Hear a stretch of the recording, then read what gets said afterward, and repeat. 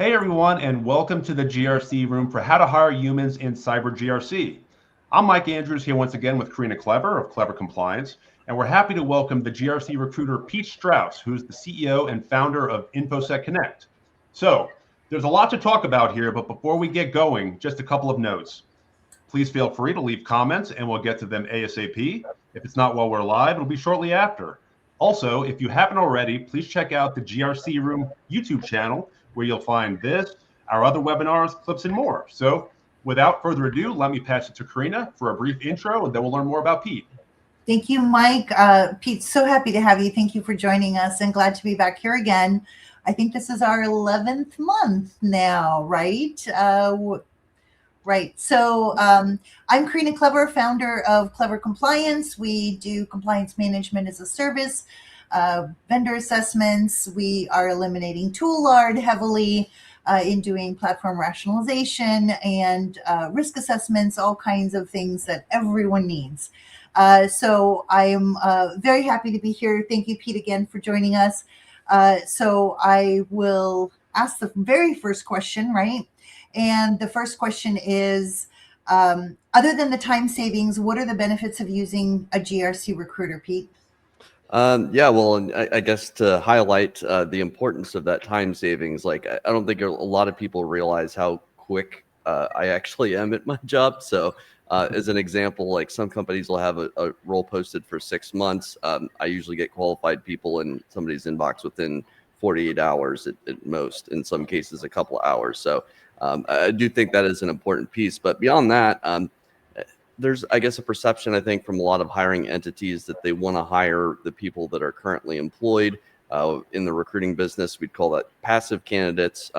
Once you've developed an industry specialization like GRC, you really understand what motivates those types of candidates and what might actually entice them to make a move. So it's really about telling a story, why your client, the company hiring might be compelling, and understanding what the motivators of that person might be. So, and then I guess another one would be reaching candidates that come recommended by other people that I might know in the industry, for instance. I have made a few placements just based off of referrals, people that I'd worked with in the past or even placed before many years ago. So just being aware of who's in the market, who's good, who's not, just having that general sense of, who's out there and kind of developing trust by association there. We can also advise you on compensation bands, what an appropriate interview process might look like, offer negotiation, compensation packages, how to be competitive as an employer, how to brand your employer brand to actually be attractive to people. That industry specialization, regardless, I would say, of what subdiscipline of security, is important to really understand the people on the other side of the fence. So. A lot of great points there. One thing I've noticed, especially in this field, is companies seem to look at the company someone's at almost as if to say, oh, well, if Google would hire them or MITRE hire them, I want that. And I have some proof behind that over the years. I've told some friends this, and I think there's really something to that. But Pete, on the individual level, what's the difference between a good GRC recruiter and a not so good one? Again, I think it's just that industry specialization broadly. So knowing the terminology, knowing the industry itself, knowing trends within that industry. Like right now, it's all about automation, productizing GRC, moving away from a lot of the human labor that traditionally we would have had, knowing all the various compliance frameworks out there. I mean, there's so many of them, and to even just understand the acronyms of them alone, but on a deeper level, what the control structures look like, differences between the frameworks. It's important when you're recruiting for very niche roles that you really understand those terminologies. And then, like I said before, knowing the motivators and pain points of the people that you're reaching out to. If you don't know what their potential pain points might be, you can't convince them to make a move from a company that they're relatively happy at. Or even if they're not happy, you still need to have a compelling offer that might convince them to switch companies. At the end of the day, switching companies is very stressful, very time intensive. It's an investment basically in making that move. And not everybody wants to overcome that sort of inertia, that career inertia that they have. So you really got to understand a lot of these intangibles. Knowing the competition. So, traditionally I work with a lot of audit firms, a lot of automation platforms. So knowing exactly who their competitors are and who they might want to hire from, that's not something you just learn overnight. Like, it takes a lot of research, staying on top of the latest funding rounds, that sort of thing. And then I would say knowing why your company or job offer might be compelling to those candidates based on their motivators. And then, as I'd mentioned before, really being able to tell a compelling story about the company hiring and about the team and about the hiring manager. In my experience, these specifics really sell. And if you can lay out why a company is great and a team is great and a hiring manager is great relative to the rest of the industry, that's how that sort of knowledge really, I think, impresses the candidates. And everybody kind of wants to work with the specialist, in my experience, versus somebody who doesn't know what they're recruiting for, essentially. So. Yeah, no, great info, Pete. Thanks so much for being here. So now that we know a little bit more about Pete, we're going to jump into some questions and we're going to bounce it back and forth. Maybe Karina will go first, then Pete, and vice versa, depending on the question. So first question for Karina. So we hear a lot about a cybersecurity skills gap. Is it real? Is it not real? Karina, what are your thoughts on this? Then we'll hear from Pete. So I will challenge all employers to not be so myopic on the specific platform that they're using, because it might be from 3 bosses ago that had to burn through a budget, right? And what we're doing right now is combating tool lard. And that is an abundance of redundant and duplicative tools in our environments that are causing swivel chair operations. It's completely burning all of our folks out, our technicians, our frontliners, right, who keep us all protected and secure. And we want to kind of look for transferable skills. So transferable as in, do you problem solve? Other than, I have to have how to use this UI because it's green versus this UI because it's blue, but they do the same exact thing, right? You want to be able to kind of traverse past that. From a GRC specific perspective, it's a very mixed skill of kind of competencies, right? You've got project management in there, you've got deciphering in there and translation, you've got a little bit of a personality where you may need to be firm, where you're not going to be everybody's BFF, right? And you kind of need to also be that advisor, that counselor, and that trainer at the same time. So finding people who are GRC competent will probably require you to do some training. Now, pays off in spades, right? We have a program where we have apprentices come in and we train them up, and then they go off and they become rock stars that they are. But usually that requires some sort of an inbound skill that they can leverage from and really be successful over. Anything to add to that, Pete? Yeah, I mean, in general, I would just say I don't think there is a skills gap per se. I think it's been overblown. The old number of 5.5 million that IC Squared put out, unfilled security roles, that was a prediction, first of all. Second of all, I don't think it ever came to be, and they've since walked that number back a little bit in their more recent reports. So there's certainly enough people out there, I think, to fill every security job out there, at least in the US, possibly multiple times over. The problem is the demand for certain skills is not evenly distributed, and hiring managers often have a very narrow sense of what a good fit looks like. To Karina's point, like, there's no hiring for transferable skills, there's no hiring for adaptability. In my experience, and I've said this before, 99% of hiring boils down to, we want to hire somebody who's done the exact same job at a direct competitor and yesterday. And that's what most hiring decisions come down to. I think it's a big risk aversion exercise, essentially. You're trying to minimize as much risk as you can in hiring somebody who's done the job before. But you're also narrowing your pool, and the accountability that employers need to take is they're not providing the instructions. They expect somebody to come in. Well, they're going to have their own, jaded experiences from the last gig. They're going to bring it in-house to you, and they're going to have assumptions on how to operate and how to do their job and what's expected.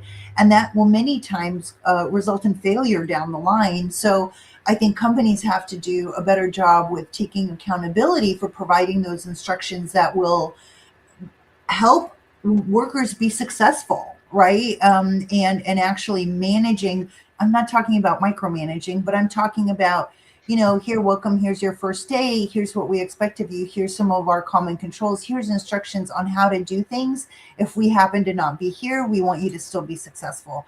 And that's just not, that's not prevalent in our industry right now.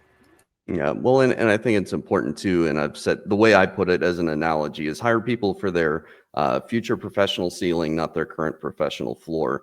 I think people that are high potential individuals are going to surpass the person that might have better skills on day one by day 90 or day 180. So if you're not hiring for certain very specific keywords on day one, and you're hiring for people that are going to exceed the more average employees in the 6-month time frame, I think you're going to be more successful long term. So yeah, I guess the way I prefer to recruit folks is to look for those high potential folks. I don't think there's a cybersecurity skills gap either. I mean, and you can kind of figure that out by going on LinkedIn, and if you see a role and you see 400 applicants and it was listed yesterday, it doesn't seem like a skills gap. And then two, if a company is looking for the perfect candidate, there's going to be a lot less of them, as one or both of you said, but also you're going to pay a lot more. And then the third part of that is, if a company understands cybersecurity well and they have good people and processes in place, part of that should be training. So you don't need people to be the final product. Them coming to your company, if you're good, can help them develop themselves and become the final product. Kind of like with the New England Patriots, when they had Tom Brady, they wouldn't look for the best of the best. They would bring in people with potential and they would develop them. Before you know it, they're scoring 2 touchdowns in the Super Bowl or something like that. So it's a tough one, but I don't think it's real. So moving on to the second question. First one for Pete. First, we'll go with Pete. Pete, what skills and credentials do companies care about right now, like in terms of degree programs, certifications, maybe soft skills even? Yeah, I would say a lot of when I talk to folks on my podcast, hiring managers, a lot of what they're looking for are more intangibles than they are tangible skills. So people want to find folks that are passionate, that are highly adaptable, especially now in the age of AI. I mean, and any amount of knowledge is outdated in almost no time. So just being adaptable, being passionate about the field, being information sponges, people that are autodidacts, people that just never want to stop learning. Those are a lot of the intangibles. Credentials, it's kind of hard to say. That ebbs and flows. I mean, at the end of the day, knowing cloud is always good. Knowing the basics of networking and coding are always good, regardless of which role you have. I see my competitors staying most busy with super technical and niche disciplines like DevSecOps, application security, OT security, AI security, obviously right now. Basically, if we're able to save a company money or make a company money, those are the skill sets that are in demand right now. Budgets are pretty tight. So, it's all about making or saving money, essentially. And people that can build systems, especially anything automation or AI related, people that can build and maintain systems versus executing individual tasks, because a lot of those individual tasks are now being replaced by automation. So, yep. Yeah, great points. Karina, what do you think about that one? So I think on the GRC side, it's a little trickier, right? So on the GRC side, you have to have familiarity with different regulations and frameworks. Regulations and frameworks are not the same thing, right? So people have to be very careful about that. They use those words kind of interchangeably, and it's not, a regulation is you're going to go to jail if you don't adhere, and a framework is be nice if you could do this, right? So those are really, really important kind of things to differentiate, and then understanding the kind of the industry leaders for regulations and for frameworks, and then also understanding your own specific niche from, do you have manufacturing, right? So IT security and GRC is different from OT security and GRC. Now, and there's fewer regulations on the OT security side, right? So you have to kind of be a little careful with kind of flinging around words if you're looking for a job and not making that differentiation. And then also knowing really understanding the maturity of the company, really understanding the goals of the company, really understanding how currently mature their GRC program might be. Whereas I know where the risks are, I know where my pitfalls may be. So having the skill set of a baseline of regulations and frameworks that are industry specific, I think are probably one of the most important things. If you can have a fluid conversation with me about, hey, here's what I think about SOC 2 versus ISO 27001, and here's my favorites on NIST CSF v2 versus, NIST CSF v1 and the ISO 27701s that just came out, and the AI 42001 and the EU AI Act. If you can have a fluid conversation with your familiarity about those guidelines, regulations and frameworks, I think that's a very important thing to learn and understand. Yeah, I'd agree with that. When it comes to like certification specifically, it's good to look at whether the type of positions a candidate wants. If a certain certification is required, like an example of that is in the Department of War, formerly the Department of Defense. CISSP has been everything if you want to move up the ranks in the cybersecurity world. And that's the type of cert in that environment that can get you a job. Whereas other types of certs might be a good training process. You might feel good about getting it, but maybe they're just not as in demand. So one of the things I like to say when mentoring is, if you're not sure which route to go, look at maybe the companies or the roles you want, and look to see what certifications those people are highlighting in their own experience. And LinkedIn is a great place to do that. Yeah, well, and I guess another point to add on is skill set wise, GRC engineering is obviously the latest talk of the town. So I think increasingly GRC is becoming more technical, quote unquote. So moving in that direction, if you're already in GRC, I think is probably a smart thing to do, and just getting more familiar with cloud and development and all that good stuff. So. Yeah, GRC engineering is absolutely huge. We were lucky to have AJ Yawn as a guest in September, and it was great. And since then, I've got in his community, it was like 200 people, and there's a lot of learning, labs, collaborating. It's really awesome. So Pete, another question to you related to automation, GRC engineering. How is AI being used in the hiring process?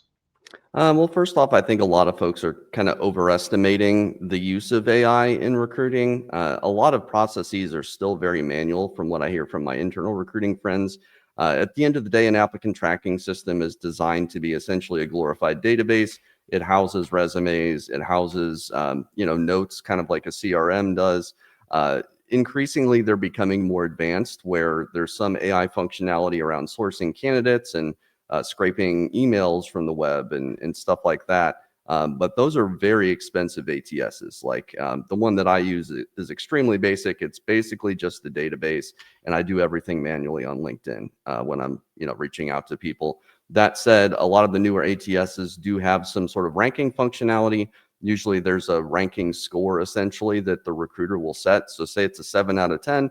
Anybody who doesn't match that 7 out of 10 ranking threshold based on keyword matches is marked as basically not a fit, and then the recruiters usually would just ignore those applications, or they're free to, of course, send a rejection email or whatever. The number of systems that are actually auto rejecting people based on keywords without interaction from a human, those are very, very limited. The one I've been able to find is Covenant HR. They actually have their first interview round is with an AI chatbot.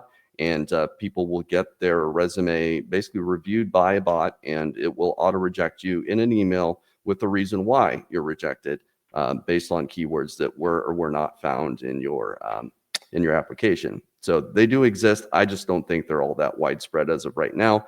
I think most of what people think is automation is actually swamped internal recruiters with 1,000 applicants per job and 20 or 30 open jobs on their desk at any given time. So it's a messy time to be job seeking right now, and anything you can do to break through the noise, I would say, is important. So networking, going out in your local community, meeting people face to face, networking with CISOs, finding a mentor, hanging out where other security people hang out, Discord channels, subreddits, Slack channels, all that good stuff.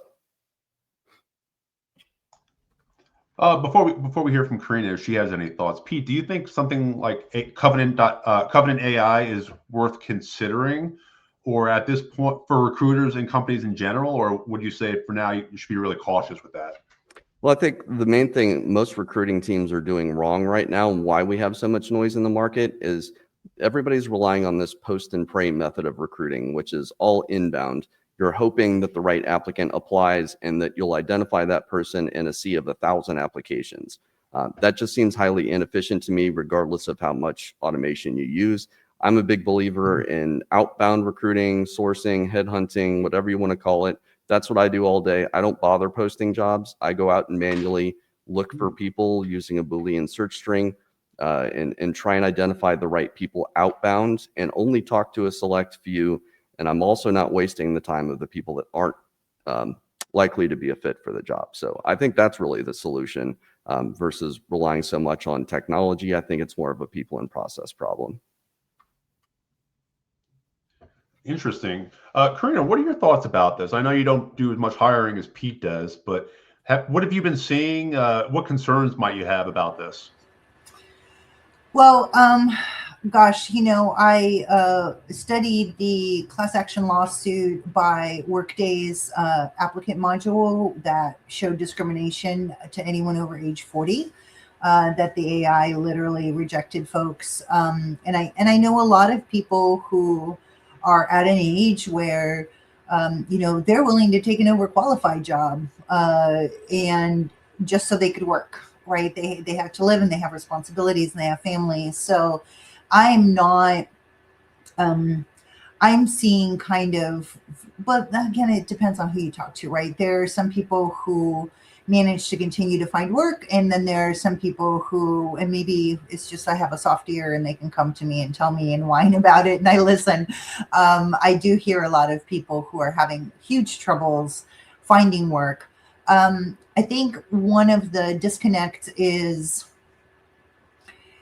GRC still takes a lot of intellectual capital, right? You still have to do, now I'm all for connecting, your S3 bucket to make sure that it got backed up to meet a control inside your framework that you're trying to automate. I mean, there's 100% a whole bunch of automation opportunities that are out there, and AI is really, if you have your workflow defined, AI is a great way to go, right? You know your data, you know your inputs, you know your outputs, you know your intended, what the target looks like, the good target looks like. You can gather your evidence passively long-term, have the computer do it all day long. I'm for it. That's a really, really smart use of time.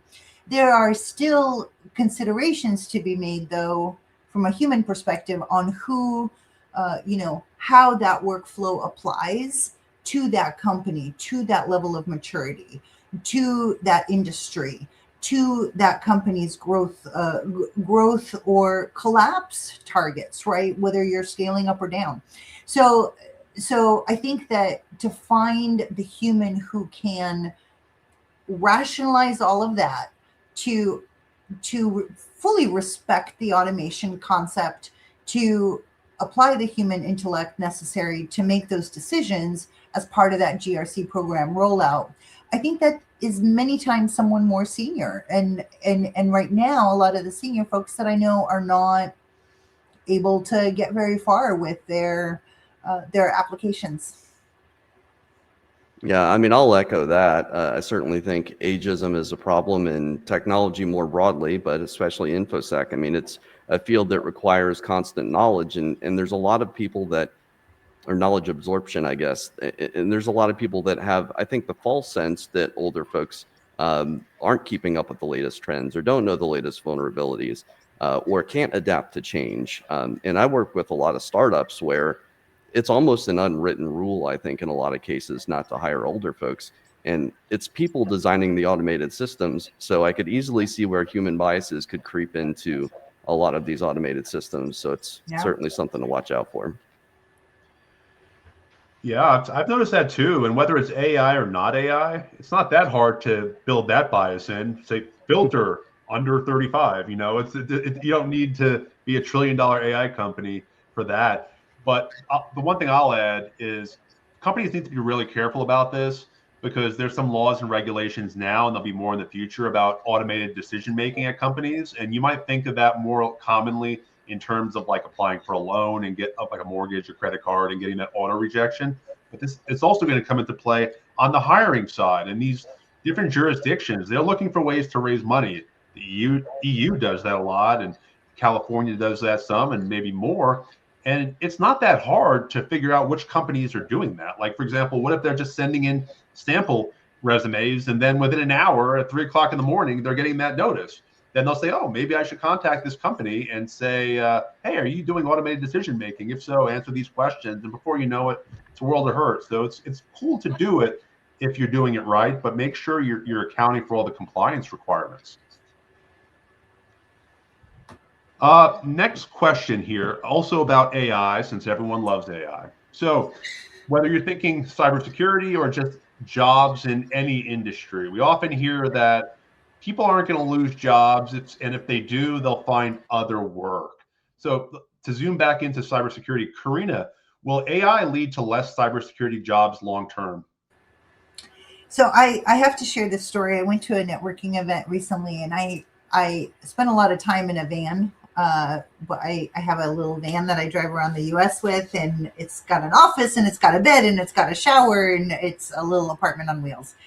And so 2 girls approached me. They just passed high scores on the flag with the cybersecurity challenges. They're just like these rock stars, right? They come up to me, and I thought they were going to talk about an internship with me. I was a little excited because they're very well respected, and they started asking me questions about my van. And I was like, well, yeah, I mean, it's portable. You can take it anywhere. It uses regular gas. I mean, the whole thing.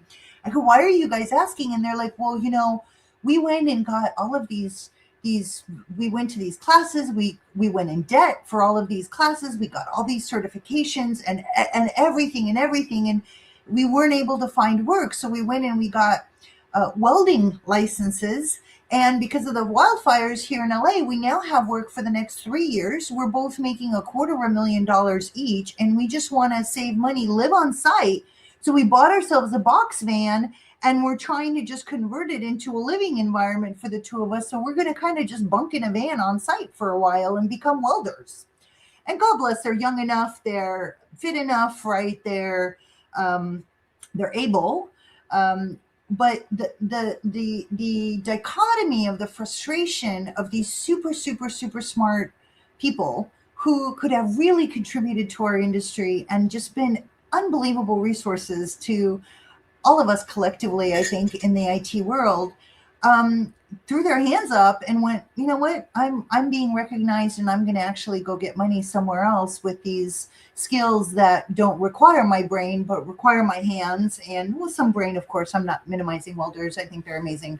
I think that kind of goes to show a little bit of the disconnect that we're having in this industry, because it's sad to me. I'm very excited for them that they're going to be making great money, but it's very sad to me to lose skill set to something that is a little bit not so technical, right? So I'm seeing a trend into welders, into plumbers, into electricians, into the trade careers that I wish those incredibly diverse and wonderful people could have brought into our industry and made our industry a little bit better, because we sure need them.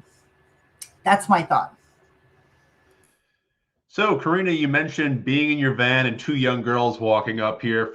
This could open up a whole can of worms. None of us, HR is not here today, so no, just kidding there.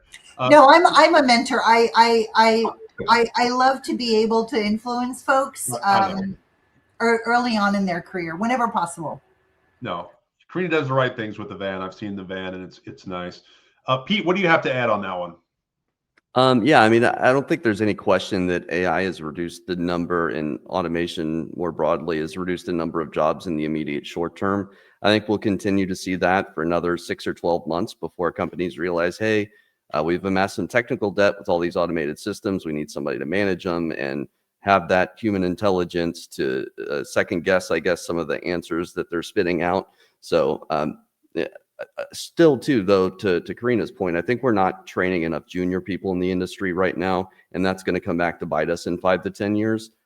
Nobody's taking up the charge to train the junior people now that we're going to need to be senior individual contributors in 5 to 10 years. So I see it as current depression of hiring, medium term, probably an increase in hiring, but long term, I don't think there's any getting away from the fact that if a lot of tasks can be automated away, that reduces the need for human labor to some degree.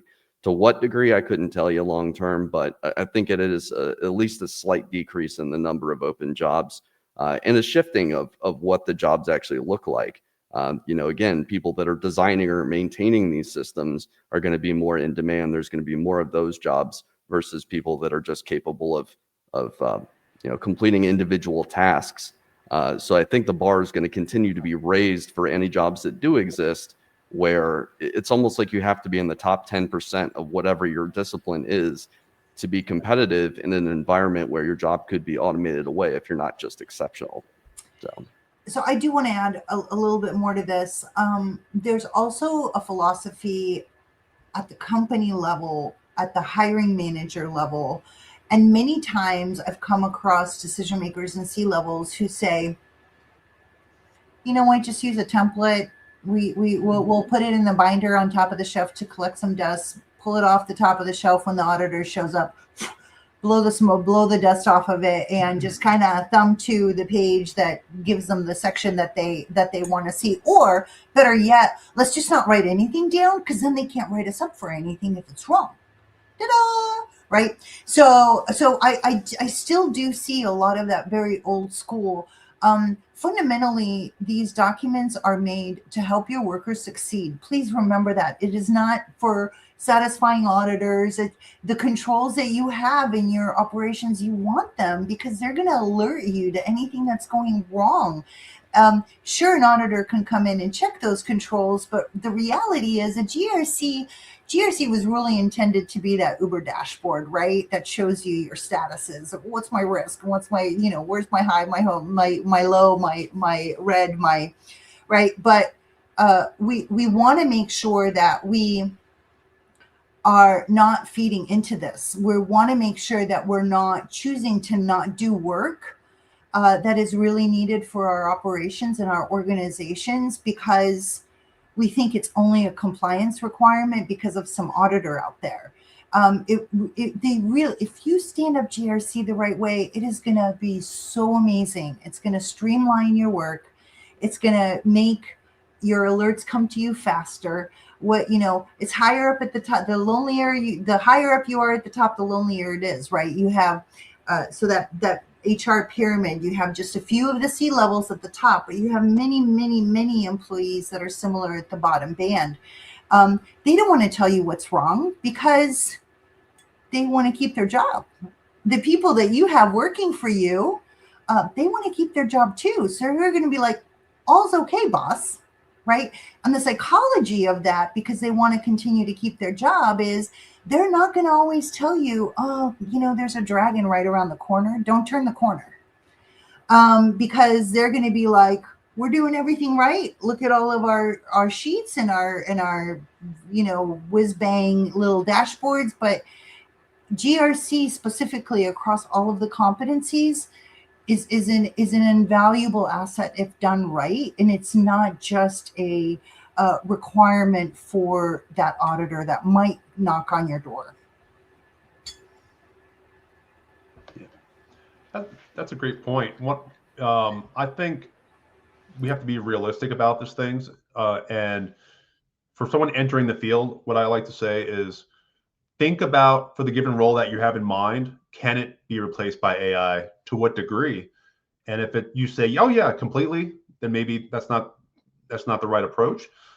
So a good place to be is, like Pete brought up earlier, GRC engineering, right? Because that involves understanding GRC and understanding how to automate.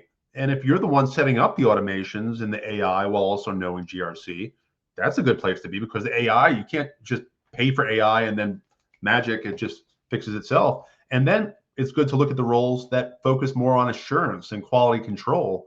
That way you can automate and still make sure things are going well. because it's not like the average CEO is gonna put complete faith in some AI product. They're still gonna want someone to make sure it's done right, so they can look them in the eye, to use an older saying, and just give them assurance that things are going well. So with that, other than AI, other things companies like ours have to think about is offshoring. So Pete, your thoughts on offshoring? Do you think offshoring will continue to ramp up? What are the risks associated with offshoring?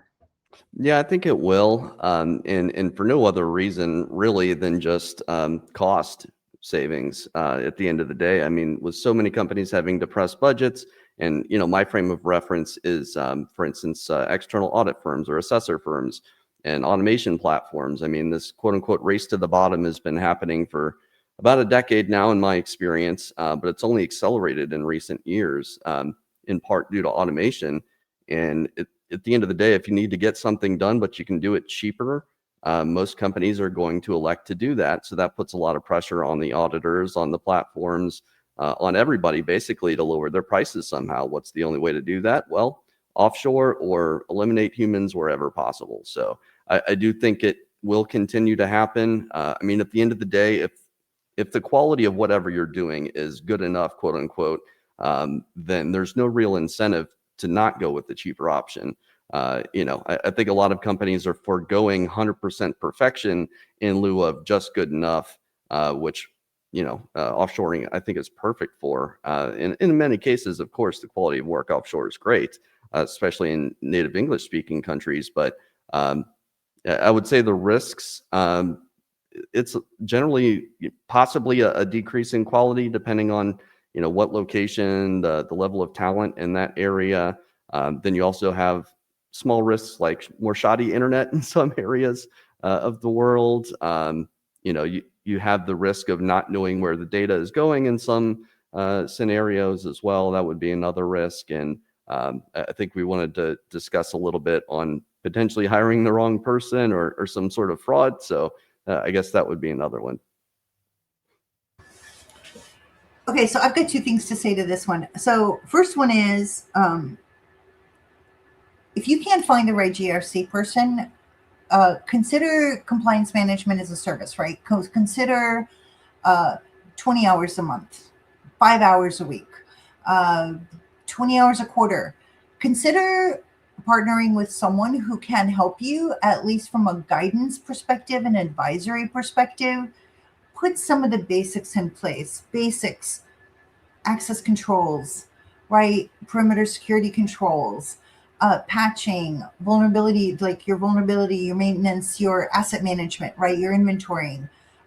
We had a client, I talk about this all the time. We walked in, they had an API turned on, siphoning personally identifiable data off into the API to a vendor that they have not had a contract with now for 3 years. Have your inventory in place, right? And these are basic GRC controls. Access management is a very basic fundamental GRC control. What's one of the biggest threats in access management? Your non-employee hire. Bypasses HR. The hiring manager forgets, right? Leaves everything open. So I want to stress that if you are small, if you don't have the budget, if you don't know where to go, if it's really overwhelming and intimidating and confusing for you, you don't know where to start, you don't know what you have to adhere to, which framework is best. Do I want to do SOC 2? Do I want to do ISO? Oh, I don't know. It's like a nightmare. Pick up the phone and start calling a few companies. Call Mike's company. Call my company. Call 10 other companies. Get some price comparisons and say, hey, I just want something for 10 hours a month. I just kind of want to have a GRC person on standby, like you have an attorney on standby. You can ask questions and they can become part of your team without the weight of bringing somebody on board full time, because maybe you don't think you have the work for it. I don't mean to, undermine any GRC recruiter's capabilities by saying that at all, or potential work. Second thing I want to say to this is, we are seeing in the IT industry an infiltration of fake applicants. North Korea just had a B-Sides event about how to exploit Fortune 50 companies by submitting fake IDs, submitting fake resumes, and siphoning IP addresses through people who want to have a laptop farm in their home. They're making a ton of money. They're making, they're collecting money through that siphoning. So my message is, please don't treat this like it's just checkbox compliance, right? Check, check, check, check, check, check, check in that recruitment process, in that background screening process. If you have a gut feel, or if you can't really know or verify, or maybe check a social media, or maybe the names come up before and it's a very common name and you can start digging into that. Of course, it's a manual kind of additional set of things to do, but just I'd say look out for it, and deep fakes as well. So just in the age of AI, very, very easy to assume other people's identities and fake identities as well. Yeah, it's good, great points from both of you. As soon as we initially said the word offshoring, I saw Peter Schwacker in the comments, Mr. Offshoring, largely in Mexico. Got a lot of expertise in the area. So what I'll add is to consider the compliance requirements, the laws and regulations, the data residency requirements, also the contractual requirements. To give a quick example of this, years back, we were looking to have a website built. So during the conversation, the gentleman mentioned that they're a US-based company. So we signed the deal.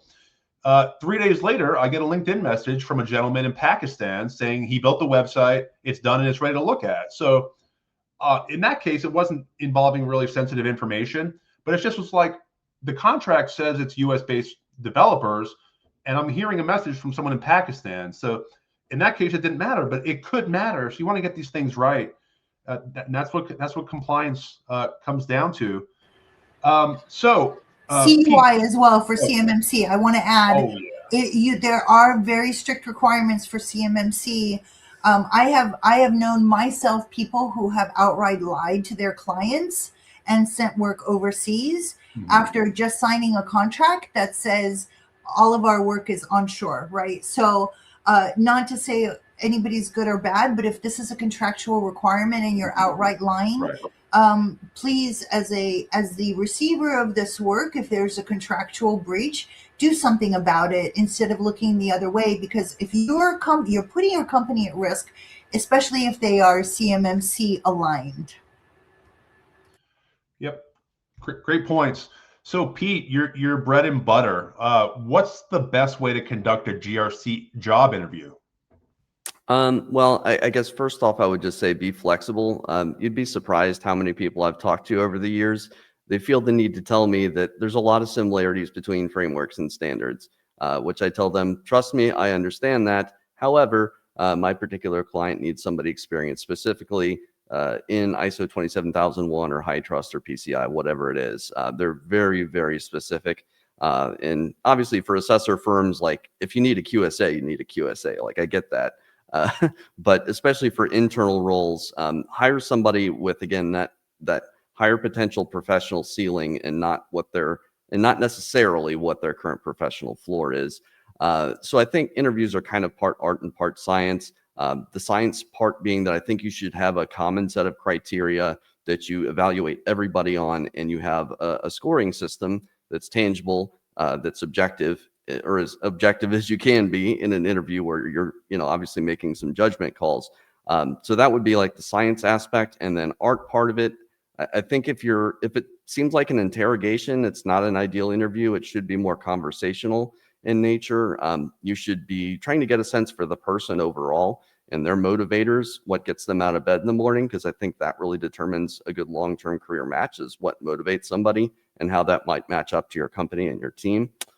So I guess that's kind of the art part of it. And then doing just a little bit of selling on the hiring manager side. Often there's a sense that, hey, people are desperate for work right now. We don't really need to sell anybody on the role. They just need a job. So, and we're great. They should just know why we're great. But really, I think both sides should be doing a little bit of selling and trying to envision themselves as that career match on both sides of the equation, and explicitly stating why that might be, that it's a good fit. Great points. Karina, do you have anything to add? Yeah, so with GRC job interviews, what I've noticed is a good amount of companies don't treat candidates so well, maybe because there's a lot of them. But my take is, if you say that you treat employees well once they work at your company, that should start before they work at their company, and while they work at the company, and after they work at the company. You can't say, "Oh, we're a great company under these circumstances here." You're either doing it right or you can't. Does that mean you have to baby 800 applicants? No, it's realistic. But along with this, I think it's also important to have someone involved in the interview that can tell if the person is as good as they say they are. And one way we're seeing that in GRC engineering is through a portfolio. People looking to get in that field, already in that field, are making portfolios. So you can say, if you like my resume, or instead of a resume, go here. You can see what I've done. You can see my potential. I've literally done this stuff, and I can do it for you. So we got a few questions left. We got about 14 minutes, and we love to stay on time. So next one here is for Pete. If someone is new to cybersecurity, what can they do to excel? Well, I guess when I think excel, I think find a job, because in order to excel, you need the job first. So, and I think that's probably the toughest hurdle that anybody has to overcome when becoming a security professional. It's just getting that first job. I mean, there's thousands of applicants per entry-level job these days. So best way you can do that is network. Build yourself a brand on LinkedIn, be posting what you're learning, be connecting with potential hiring managers, from, manager of information security to director of cybersecurity to CISO. Go to networking events, so local chapter meetings. You get a student membership for free, usually, for ISACA, IC Squared, ISSA, all those guys. And then just connect with as many people as you can that are in the position of the hiring manager, and try to find a mentor, because often if you have a CISO that's well connected, you can basically leverage their network to get yourself a job, as long as you're able to impress them. So always be learning, always be networking, be sharing what you're learning, and just try to get out there in the security community and meet as many people as you possibly can. And then obviously understand the fundamentals of security. I mean, it's a field that's a mile wide and a mile deep. It's not a mile wide and an inch deep, as some folks would say. It's a mile deep as well. So be familiar with each aspect or subdiscipline of security, at least at a high level, and have technology basics down, like, again, basics of networking and coding, understand how operating systems work. The very basic things that I hear from so many hiring managers that surprisingly entry-level security candidates don't know. And so often the pushback is, well, I don't want to hire somebody into an entry-level security role because security is not an entry-level field. You really need to have started in IT first. So I guess that would be another thing, is consider getting an IT job first. Because like it or not, a lot of hiring managers have that mindset that you really have to have worked in technology before securing the technology. So yeah, I guess that's about what I'd say. Yeah, that's spot on. And I do think it's being in telecom then IT has helped me a lot in cybersecurity. And you're right, a lot of hiring managers do think that way. Karina, what do you have to add about this? I'm going to kind of just reiterate what I said before. Have a solid vernacular about what is a regulation, what is a framework, understanding when you go into the interview what that industry is, what that industry's regulatory or framework requirements may be. Research the company, and already know how big or how small they are, and based on that, if there's any way to gauge, hey, I saw you have a SOC 2 cert on your trust page or whatever. Have that GRC conversation, and know your vernacular as much as you can.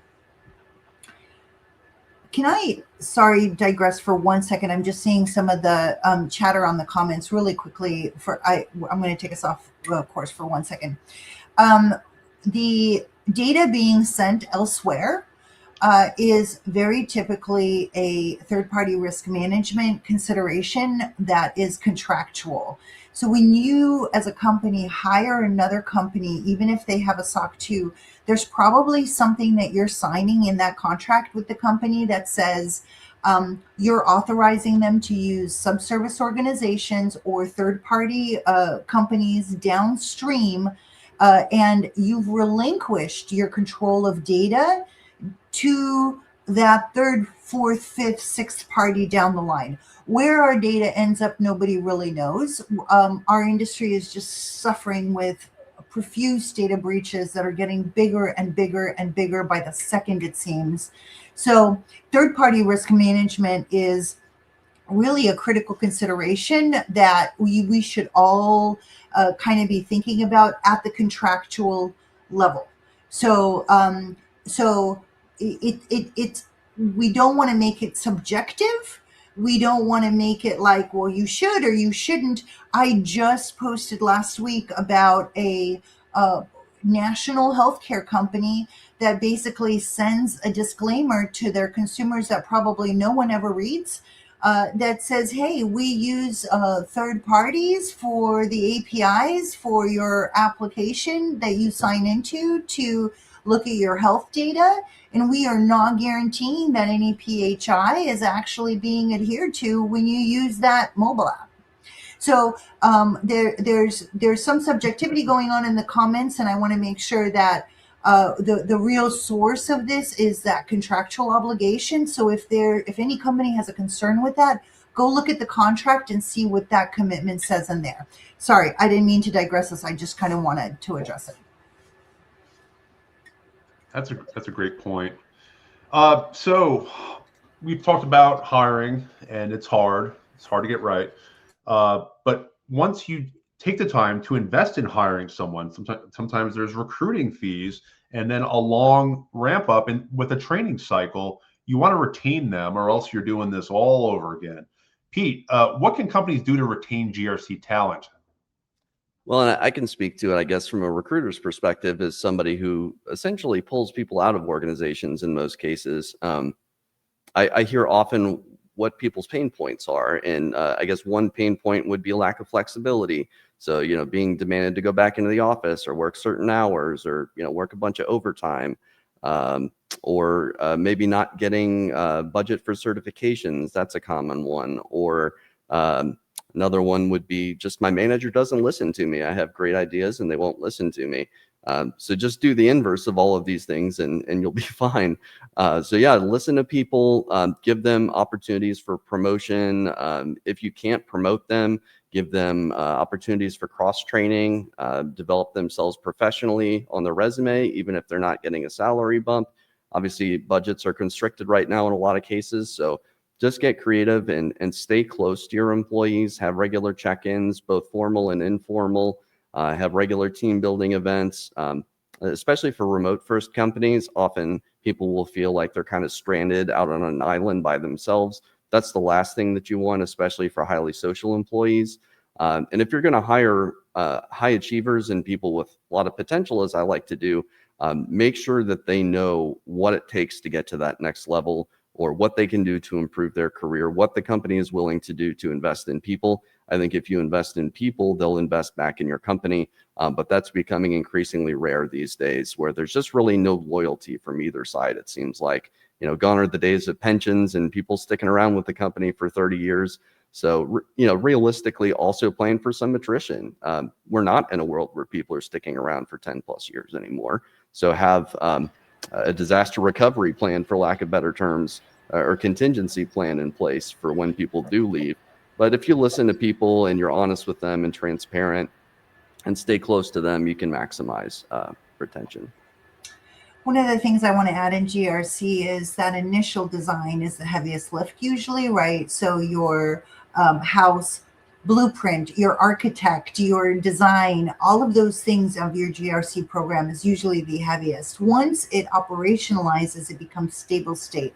At some point you move into the house and you turn the lights on and off and you're no longer building. At this point, some people in the GRC space peter out. I know I did. I would get bored because the design and the build of it was the exciting part for me from a personality perspective. But then when it's stabilized and operationalized, yawn. So at that point, you may want to try to figure out how do we bring somebody in to provide some relief for that main GRC person so that they can go off and shine somewhere else, right? Especially if they have that personality to go always be challenged, right? And that redundancy is incredibly important. And the other thing I'd like to add is, again, consider compliance management as a service. If you can't find that one person, you still need to have your GRC program be done. Great points here. So we have a question here in the audience that might be interesting. Pete, what advice do you have for people changing careers and looking to get into GRC? Long story short, it's very tough to do right now. Your best bet is going somewhere where you're going to be profit generating for the company and showing them that you can handle the pace, quote unquote, as all my external audit firm connections will attest to. Basically, you have to be able to show that you can juggle multiple projects concurrently with competing deadlines and priorities, that you can work at a super fast pace, still maintain high levels of quality, and make sure the clients are happy. Because again, back to, I guess, the conversation earlier, if you're saving a company money, so that would be, I guess, internal GRC function. There's not as many of those anymore because a lot of the automation platforms are doing more of the readiness type work. Or, GRC engineering, again, sharpen up your technical skills as best you can, or go work for an audit firm where you're going to be profit generating. Sadly, the campus recruiting opportunities and thus similar opportunities for career changers you would usually go through the campus recruiting program are limited right now. Firms are not hiring the same number of career changers and junior folks as they once did, including the Big Four, which were the major firms that were snapping people up that were either career changers or coming out of college. So I would do that, pitch yourself to the companies where you're going to be profit generating. So MSSPs, consulting firms, audit firms. That's a great answer. We are getting short on time. So Pete, do you have any closing remarks for the audience? Just anything we haven't covered yet? And also, where can the audience find you other than LinkedIn? Yeah, so obviously LinkedIn, I'm on there all the time. I have a podcast, Talent Gap Fireside Chat. That's on LinkedIn, YouTube, and Spotify as well. But yeah, I would just say overall, it's a great field to be in. I love this industry. I'm hoping that whatever commoditization has happened over the last few years, that we've reached a plateau on that front, and that moving forward with a lot of these new technologies, we can focus more on actual security via compliance versus compliance and security theater, which I think a lot of folks have been pretty vocal about. But yeah, it's an amazing field and look forward to continue to work in it. Awesome. So, Thanks so much. Oh, Karina, go ahead. No, thank you for joining us. I was just going to say, we loved having you. And I'm going to do my closing thought very typically. We're coming up to Christmas. Please, it's very, very difficult because all of our kids are so darn cute and adorable and squeezable. Do not put pictures of your kids or videos of your kids online. You're creating a social media and a digital signature for them. Not everybody needs to know their identity and what school they go to and what costume they wore and their recital. We just don't relinquish that information. Identity theft is a real thing, and virgin social security numbers are a real thing, and can have very dire consequences. So I am on LinkedIn only by design, and on there quite a bit. Please reach out anytime. We are accepting new clients. Yeah. Awesome information, Pete. And thanks again to Karina. Always good to collaborate on this. What I would say to companies hiring is, like I mentioned earlier, please treat people right during the hiring process, because as someone that's applied at numerous jobs where I felt I was qualified and got completely shunned, I would never apply there again. And therefore, in my mind, that company is just not as good. So treat people well, always, as best you can. And then for job seekers, we talk a lot about university programs, degree programs, experience, internships. The part we talk about less is persistence. Be persistent about this. The more jobs you apply for, the better. Of course, you want to do a quality job in terms of filling out the application. You don't want to do one sentence for each answer just to get through the process, but be more persistent. And what helps is also like having that GRC portfolio, starting to do some content on LinkedIn. Don't worry about being perfect. Just put it out there. You'll see what happens, and you can always improve it over time. Because there is a lot of potential in this field, and then just that persistence, it will pay off. I'm telling you that from experience. For everyone here in the audience, thanks so much for taking the time to join us today. We know you have a ton of other things going on. There's been a lot of comments. We'll make sure to get to them shortly, and hope everyone has a great holiday season. So today's Wednesday. We will be announcing the January event on Monday, and all eyes will be on the CISO. I think it'll be a good one. So stand by for that. Thanks, everyone. Thanks, guys.